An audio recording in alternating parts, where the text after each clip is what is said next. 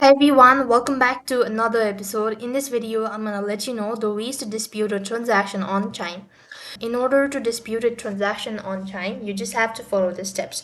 So what you need to do is open up a browser and you could go to this link that is help.chime.com, and here you could find an article on how you could go ahead and dispute a Chime.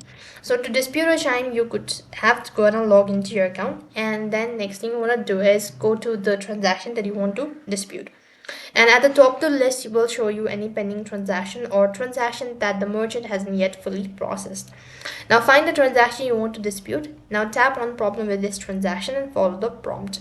Then you'll be able to check the status of you can then go ahead and check the status of your dispute in the app after you file it. So you could go ahead and read about this in details. Likewise, if this procedure seems to be complicated or you're unable to catch up with it, then you could directly contact the support team or visit the nearby branch and let them know about it, and they will be able to help you out through the matter.